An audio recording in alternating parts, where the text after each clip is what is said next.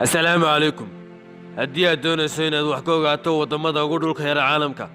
Muuqaalkan kooban waxaanu kaga hadlaynaa tobanka wadan ee ugu badka yar adduunka.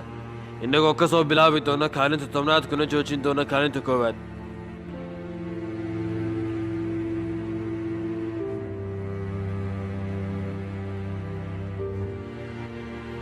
kaalinta tobnaad dowladda Malta. Malta waa dowlad ka kooban 3 jasiiradood oo dhaca badweynta Mediterranean Ocean.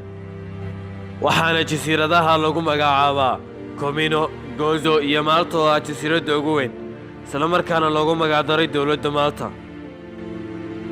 badka guud ee Malta waa 316 kilomitir square, waxaana ku nool dad lagu qiyaasay 450,000 oo qof. kaalinta sagaalaad dowladda Maldives. Maldives waa dowlad ka kooban ilaa 185 jasiiradood oo dhaca badweynta Indian Ocean. badka guud ee jasiiradaha Maldives waa 300 kilomitir square, waxaana ku nool 390,000 oo qof. kaalinta sideedaad Saint Kitts and Nevis. waa dowlad ka kooban 2 jasiiradood, waxaana dhacdaa inta u dhaxaysa labada Ameerika. badka guud ee dowladdani wuxuu gaadhayaa 261 kilomitir square, waxaana ku nool 750,000 oo qof. kaalinta toddobaad jasiiradda Marshall. waa dowlad ka kooban 100 jasiiradood oo dhaca badweynta Pacific Ocean, gaar ahaan inta u dhaxaysa gobolka Hawaii ee Maraykanka iyo qaaradda Australia. badka guud ee jasiiradda Marshall waa 181 kilomitir square, waxaana ku nool 53,000 oo qof. kaalinta lixaad Liechtenstein. waa dowlad dhacda xuduudka wadamada Switzerland iyo Austria ee qaaradda Yurub.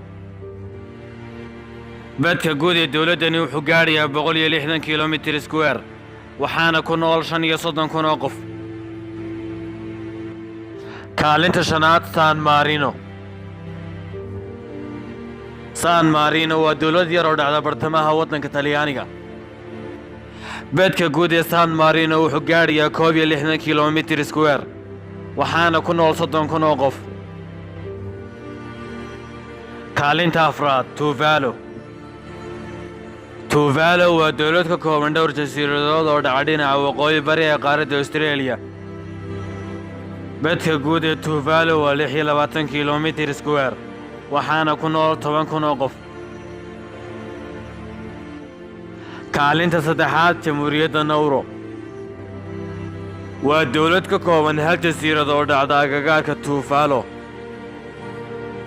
badka guud ee jasiiradda Nauru wuxuu gaadhayaa 21 kilomitir square, waxaana ku nool dad lagu qiyaasay 10,000 oo qof.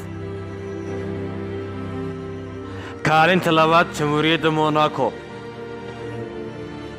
Monaco waa jamhuuriyad aad u yar oo dhacda xeebaha waqooyi bari ee waddanka Faransiiska.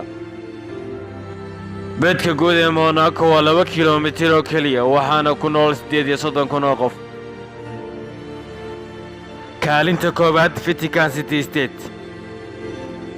waa dowlad ku taala Talyaaniga kuna sii dhex taala caasimadda Roma ee waddanka Talyaaniga, waxaana loo aqoonsaday dowladda ugu yar caalamka.